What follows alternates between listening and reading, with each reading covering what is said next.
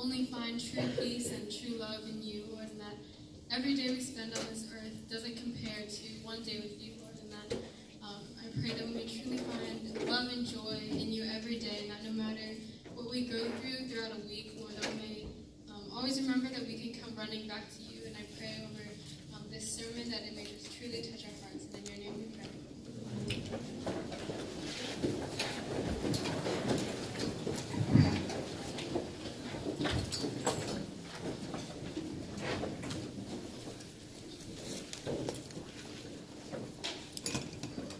What's up, everyone? Oh my God. Hey, hope y'all had a great week. Hope y'all enjoyed your Friday off. All right, we have a few announcements for you, so just sit tight and listen up. All right, the first one being the student directory. Just take like 30 seconds in your class and just fill that out. It's just asking for your name, grade, like phone number, things like that. And next, we have our Good Friday service. That's going to be on April 10th, and be there for that. And the coming Sunday after that is going to be our Easter Sunday service. That's going to be on April 12th. And that's it. Let's all bow our heads for prayer. All right. Lord, you're so beautiful.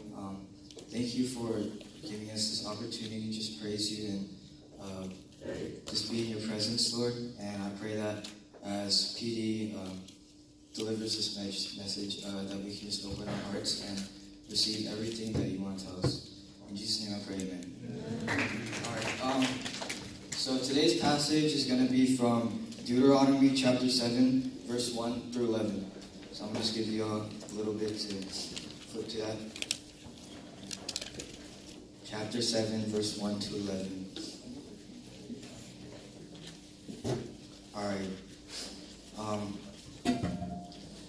When the Lord your God brings you into the land that you are entering to take possession of it, and clears away many nations before you, the Hittites, the Girgashites, the Amorites, the Canaanites, the Perizzites, the Hivites, and the Jebusites, 7 nations more numerous and mightier than you. And when the Lord your God gives them over to you, and you defeat them, then you must devote them to complete destruction. You shall make no covenant with them, and show no mercy to them. You shall not intermarry with them, giving your daughters to their sons, or taking their daughters for your sons. For they would turn away your sons from following me to serve other gods. Then the anger of the Lord would be kindled against you, and he would destroy you quickly. But thus shall you deal with them. You shall break down their altars and dash in pieces their pillars, and chop down their Asherim and burn their carved images with fire. For you are a people holy to the Lord your God, and the Lord your God has chosen you to be a people for his treasured possessions out of all the peoples who are on the face of the earth. It was not because you were more in number than any other people that the Lord set his love on you and chose you, for you were the fewest of all peoples. But it is because the Lord loves you and is keeping the oath that he swore to your fathers, and that the Lord has brought you out with a mighty hand and redeemed you from the house of slavery, from the hand of Pharaoh the king of Egypt. Know therefore that the Lord your God is God, the faithful God who keeps covenant and steadfast love with those who love him and keep his commandments to 1,000 generations, and repays to their face those who hate him by destroying them. He will not be slack with one who hates him. He will repay him to his face. You shall therefore be careful to do the commandment and statutes and rules that I command you today. This is the word of the Lord. Amen. All right. Hey, you know what? Before we get started today, I think the Valentine's Day, if you guys were here, we had a really good time. We had a bigger turnout than we expected. We have some leftover party gifts, the chocolate. So if you guys want chocolate, they're in a box in the back.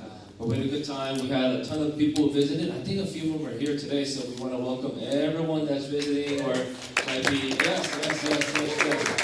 If you haven't been here for a few weeks, then we welcome you back. But yeah, it's just offered up an awesome opportunity for you to talk to one another and also just engage with people of the opposite gender. So who here had a really awesome time talking to the people opposite gender?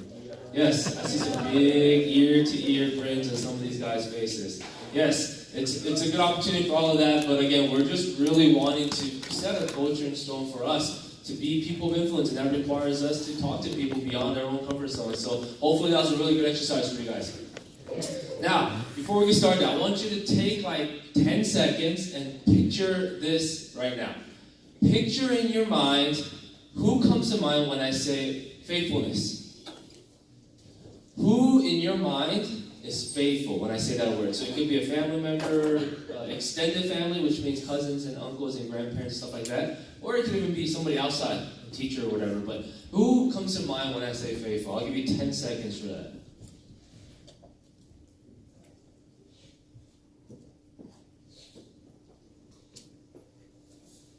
So as you guys start winding down your thoughts, anyone here said somebody other than family, immediate and extended, like somebody outside of family, okay? A few people.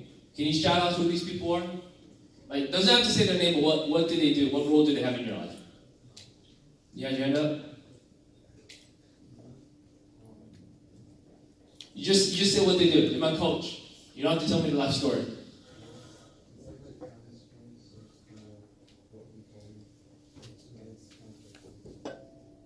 Okay, you had your hand up? Okay, anyone here? That wasn't family. You can shout it out. Your dog, okay? Who had extended family? So this includes anyone that's not your mom, dad, and sibling. Extended family, like grandparents. So most people, was it your family, parents, like siblings? Okay? So, I think there's a reason for that, right? You spend probably the most amount of time in your life with your family, your parents, and they impact you. Think about it. For the first, decade of your life, from birth until 10, who impacts you the most? Your parents, right? Everything you know about life in this world comes from them. Like, until you were like 7 years old, weren't your parents the coolest people alive? And then once you start to get into like 8, 9, then you start to think you're the coolest person alive, so you start to judge your parents for some reason. Until then, you're like, oh man, everything you do is awesome. My dad's the tallest, coolest. My mom's the best mom. And then you start to see other things in this world, and you're like, eh. But then, until that point, they impact you greatly. So, there's a reason that when we talk about faithfulness, the person that comes to mind is your parent. Now, we're going to talk about something that is really, really relevant to our lives. Because we like that faithfulness, don't we? We like people to be loyal to us. We want people to show that in the different seasons of our life. And this is the last attribute of God that we're talking about. But we want to talk about the faithfulness of God and how He shows it not only to Israel, but He's showing that to us in our life. Now, Israel was promised, what was the name of this land? The P land. What was it? Promised land. God said, like, long time ago, there's a land. It's called the Promised Land. It's not that original, but it's God, so we'll let it go. It's the Promised Land. He says, look, this land is perfect. Like, you want to go to a perfect place, this is it. And I haven't promised it to Israel. Now, Israel messed up, and the first generation could not go there. So God said, okay, I'm going to wait for all the first generation of people to die. One generation is roughly what? 30 years now, right? From the time that you have a kid and then they have a kid, it's about 30 years now. It's gotten longer. It used to be like 20 years. Now it's about 30 years. So God waits about 40 years, make sure that all the first generation dies, and now the second generation is about to receive this land. So like decades and decades have passed. They're standing right on the cusp of this land, and right before they go, they stop. I need you to hear a few things before we go. The first thing is, don't get prideful when you get this land. When you cross over and you get the best land out of everybody, don't think you did it. In fact, you have no capability to do it. That's why I had to choose you. You are not only the smallest, but the weakest of all the people. And because of that, you should know that this land didn't come by your own doing. But just in case you forget, I'm going to remind you something. Beware lest you say in your heart, my power and the might of my hand have gotten me this wealth. Isn't that weird? You ever been like a victim of credit stealing? Not like, someone stole your credit and your social security number. I'm talking about like you did something, but somebody else took the credit for it. Do you guys ever have a group project at school? I hate group projects. I've hated it then, I still hate it. Because for some reason, God always puts one lazy person in your group. And that person doesn't have, he never has time to meet up. He never has time to do any of the work. But when it's time to submit the work, they get the same grade as the person who worked really hard. And you can't write on there, yes, person C didn't do much work, professor doesn't care. You just have to say, this is what we did, and that person gets all the credit. Or how about if you ever did something around the house? Anyone here do a chore around the house because you were trying to get something from your parents? Raise your hand. Don't lie. You cleaned, you organized your room, something, you vacuumed because you were trying to get something. But then once you get it done, what happens? Your little punk siblings Mom, look what I did. Because they want to take credit for it. And now you're fighting back and forth about who takes the credit. See, this is what happens. God says, look, I gave you this land. I brought you out of Egypt. Remember, when you were leaving Egypt, you weren't taking swords and arrows and chariots. You guys were taking baked bread, a bunch of crying little babies, and you guys were going out in the middle of the night, and there's this powerful army with chariots and weapons, and trained soldiers are coming after you. Who won that fight? Not a single sword was swung. Not a single sword was swung. God said, let me part this humongous sea, okay? It's not like some little pond, okay? It's not like some little pond that you can just walk over. This humongous sea, and he says, let me part it. You guys walk down the middle, and then when the Egyptians came, what they got to do? And they all just drowned to death, right? They were able to have food and water and everything they needed in the desert. And God says, look, that is because I gave it to you. But Israel forgets. And so he's reminding them, don't do that when you get into this land. Now, God is not some really sad, insecure person who's like, I just want all the credit. Okay? I want to be recognized. It's not that at all. God is not concerned about getting credit. What is he worried about, guys? What is he concerned about? So here, pride. Israel's pride. Pride is just self-praise. Self-praise. When a person gets prideful, everything becomes about them. It's self-centered living. Everything has to revolve around that one person. Everything has to be concerned about that one person. Everything that occurs has to cater to that person. Everything that happens, everything that's planned, has to benefit who? That one person. Everything is about one person. That's what it means to be prideful. It's just self-praise. You're the most important person in every room that ever exists. And this is what Israel is going through. They think that they are the most important people. They're praising themselves. Now, I'm going to give you a spoiler. Israel's going to fail. They're going to go through this prideful phase and think that they got the land, that they had all this victory.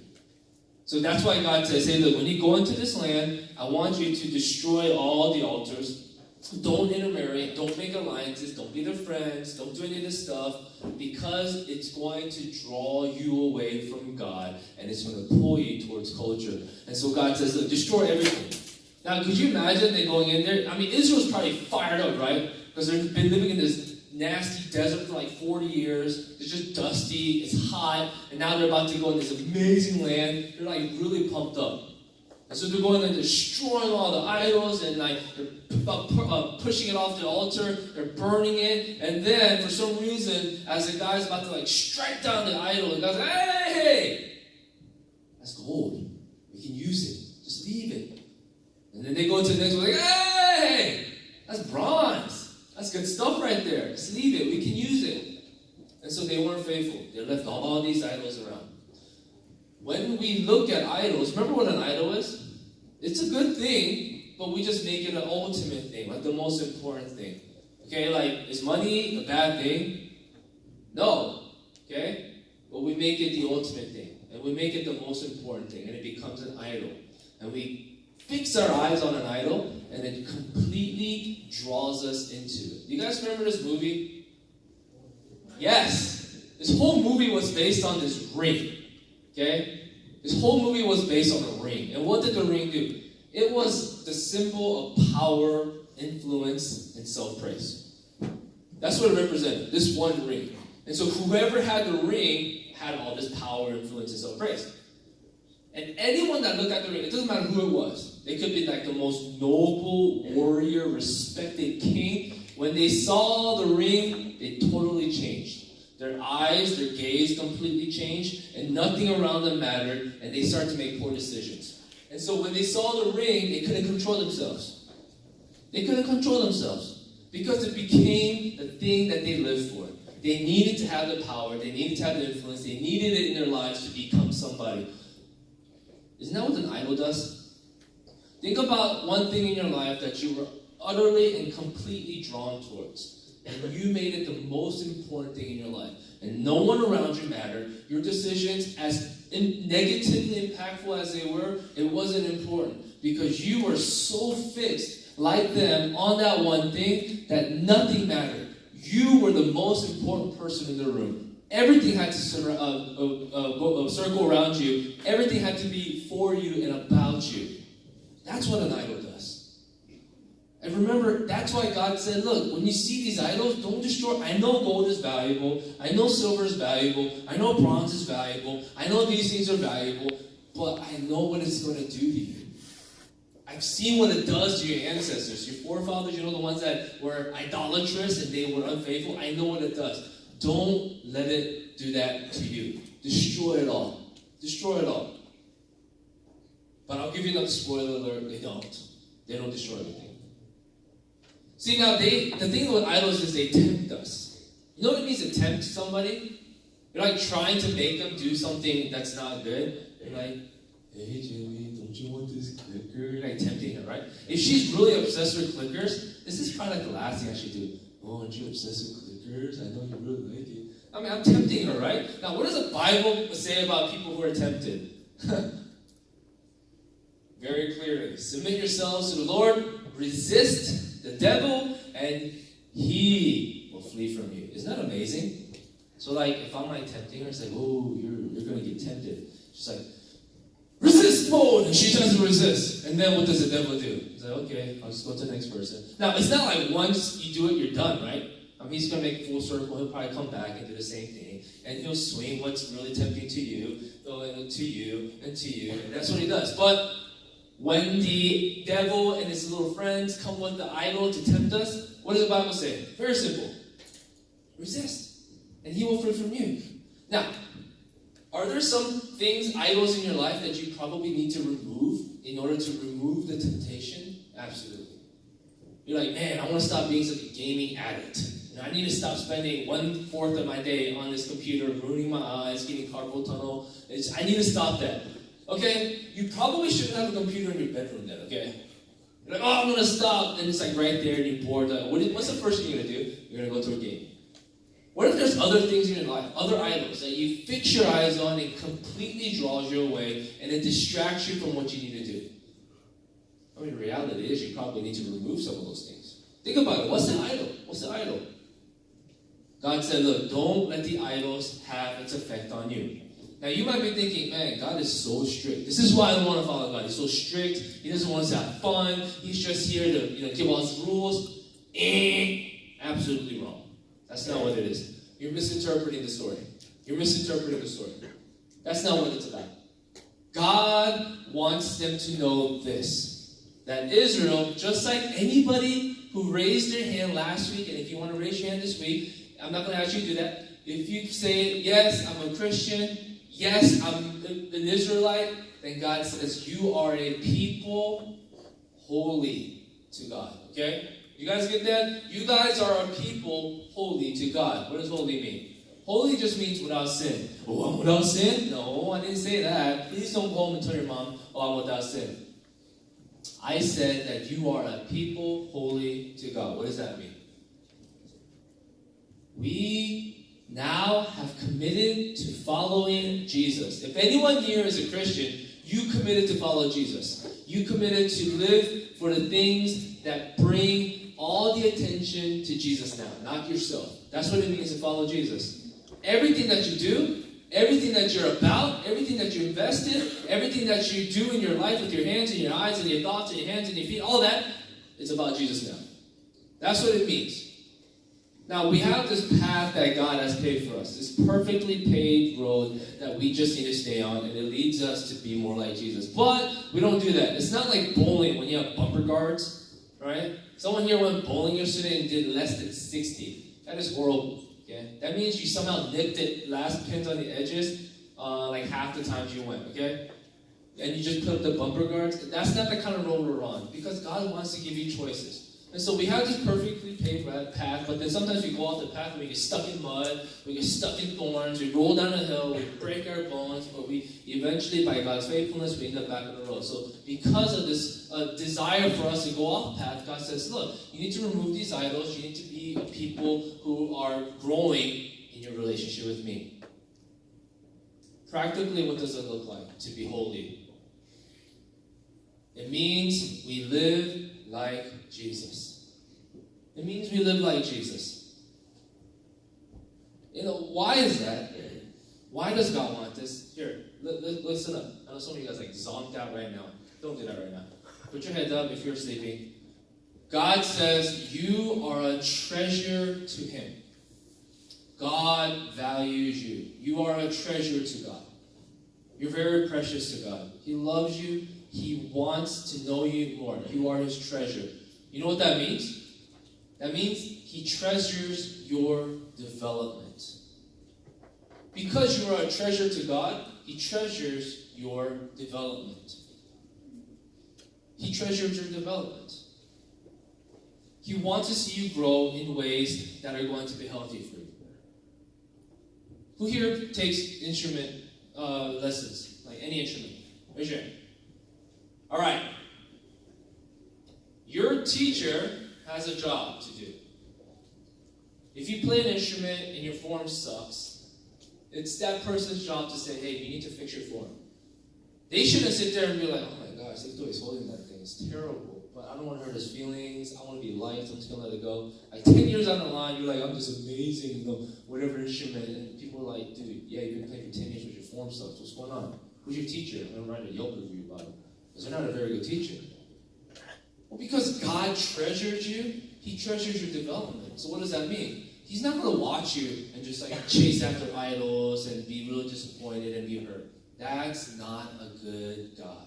He treasures your development. The exact same thing He's doing with Israel. He says, Israel, I treasure you. I treasure your growth and your development. I will not let you chase after idols. And He's saying the same message to you guys. Why? What does this have to do with His faithfulness? Because He's a faithful God, He made a promise hundreds of years ago to show His love to us. To show His love to us. Anyone here ever say, man, I want to be your best friend, and let's be best friends, and let's exchange lockets, and you have one half of a heart, the other half. Guys, I know you do that too. And you say, look, we're best friends. We have the same bracelet, or the same ring, or whatever. We're best friends. And then they do something that hurts you, like, man, they're my worst enemy. And you throw away your bracelet. And then, you regret it when you guys make up. Oh my gosh, the trash day is tomorrow. I still have time to dig it out of my trash. Why? Because you're just fickle. We're fickle people. Weren't people nice to us? Like, oh, they're the best friends. When we need someone for something, like, oh, yes, I love you. And then when we don't know them, or we don't need them, it's like our attitude changes, right? It's like, leave it alone. See, that's not God. When God says He's faithful, He does not change. Do you remember how unfaithful Israel was? Okay, let's recap what happened. They have this life of slavery in Egypt. They have this terrible work schedule. And God says, okay, I'm going to take you out. Let's go. They are able to defeat a powerful army without a single weapon being drawn. They see God providing all the things they need in the desert, even though they complain and start saying things like, I'd rather be in prison than to be out here free and starving. I mean, what kind of thing to say is that? I'd rather be a prisoner than be out here and have freedom. But God's like, oh my gosh, you can just be quiet. Let me provide all this stuff for you in the desert. God's faithful to them. Even though they complain, they keep saying, let's go back and chase idols, God's faithful to them. Do you remember what happens when they're waiting at the mountain? Right? They're like these 10 commandments are giving at the top of the mountain. At the bottom of the mountain, what are they doing? First, they're waiting. Like, all right, this dude went up. We don't know if he's dead or alive, but let's just wait. Okay? It's only been like a week. Let's just wait. They wait like a whole 3 or 4 weeks, and then what do they start doing? They start worshiping a different idol. So they go around with a bucket. Hey, if you guys have anything that's gold, just put it in here. We'll collect it. Necklace, earrings, whatever, toe ring, whatever you got, just put it in there. We're going to melt it, and we're we're going to make this golden calf. Now, just think with me for a second. When I read this, it doesn't make sense, although I probably do something, the same thing in different form. They melt everyone's earrings and gold and everything, and then they make this calf, and they start worshiping it. Like, they make this thing, and then they worship this thing. Now, I imagine, unless they took a long time, it probably was, maybe you can see some of the items, like, sticking out from there. Like, they didn't do a really good job of melting everything together. You're like, dude, I see my necklace. It's like, it's going across his chest. You're like, yeah, dude, I see my ring. It's on his, like, I can see it. It's on his toes. It's like, I can see the shape. They didn't do a good job. But yet, they start worshiping this thing that they made. I mean, that's how unfaithful Israel is. Soon as things don't go the way they want, and they get impatient, they start worshiping this golden calf. And God, he looks down and he says, okay, well, I'm going to punish you first of all, and a bunch of them get killed. But he doesn't forget his faithfulness. Because he says, I'm going to keep my promise. You guys won't see the promised land, but your kids will. And I'm going to fulfill my promise to them. Why? Because I'm a faithful God. He doesn't change. He doesn't say, I'm going to be faithful if you're faithful. He says, I'm going to be faithful in the story. In fact, he says, even when you're not faithful, I will be faithful. Even when you're not faithful, I will be faithful. Even when you're worshiping idols, even when you complain, even when you say, I'd rather worship idols and be in slavery than be out here in freedom and have this desert life, I'm going to be unfaithful. God says, well, that's okay, but I'm going to still be unfaithful. I'm going to be faithful to you. I'm not going to change my promises. I'm not going to change. God stays true to his word. Like, ooh, big deal. What does this mean for me? I'm going to tell you what it means for you. You know how far God took his faithfulness? How far did he take it? All the way up to the cross. All the way up to the cross. It's like, man, this Israel, they don't get it. Like hundreds of years, they just keep doing the same pattern. Faithfulness, unfaithfulness, faithfulness, unfaithfulness. But God's faithfulness is just one steady line. And then he says, look, this isn't working out. I knew it wouldn't, so let's fulfill this old covenant, the law that you guys were supposed to keep. And who keeps the law for us? Jesus. And what does it cost them to fulfill the law? His life. See, when you look at the cross, when you see Jesus on the cross, with any picture, any painting, whatever it may be, what is it? It's one of many things, but it's a sign of God's faithfulness. You see, if you say God's not faithful, then look at the cross. Any person that gives his life in order to be faithful, I believe is faithful. You would probably say your parents are faithful because they said, yeah, they're going to buy me this PS4 or whatever, and they bought it, they're faithful, I can trust them. What about a person who pays with his life? Would you consider that faithful? Your friend says, I'm going to let you borrow a sweater. You're like, oh my gosh, he's keeping his word, so faithful. What if a person that says, I'm going to give you my life to pay for your sins? Is that faithful? Is that a God that is true to his word, that doesn't change?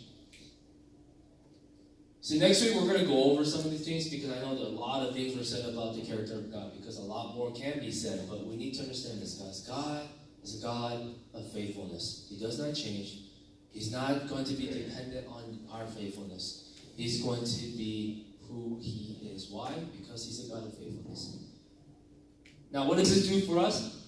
I think one thing is it should encourage you. How does it encourage you?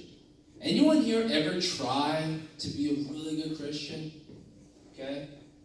And then you just fail without even trying. Right? Usually it's like within the first 6 weeks after a mission trip or a retreat. Like, yes, I'm so fired up with retreat fire. I'm going to be this awesome Christian. 4 to 6 weeks later, you find yourself not being able to live up to that. Now, in that moment of what we feel is failure, what is God saying? I'm so faithful. I knew this would happen. I knew you wouldn't be able to keep the promises, which is why I have to be faithful and die on the cross for your sins. See, even when we fail, God's faithful. Even when we don't want to be faithful, God's faithful. And I hope that this is going to, not only this, but many other things we talked about that we'll recap next week, that we see just how awesome and beautiful God is. Let's pray. God, what great news to know that you love us and you are so faithful to us, even when we're not faithful. Even when we just break our promise, we break our our commitment to you and we don't follow the path and we just do whatever we want, Lord, you are faithful. And because of this, we can depend on you, we can have hope and stability in you. And as we discuss this in more detail in our small groups, Father, I just want us to understand more deeply just what it means. Lord, faithfulness of God is not some concept that's out there in space. It's a concept that really affects us personally. And how does it do that? Because your faithfulness was ultimately shown on the cross. You went to the cross and paid for the penalty that was ours. And because you're faithful, Lord, would you transform us through these truths? And I pray that you would protect us, bless us during this week, that we can live in victory and in freedom, because that's what children of God do. We want to glorify you. In Jesus' name we pray. Amen. Thank you guys. Go off to your small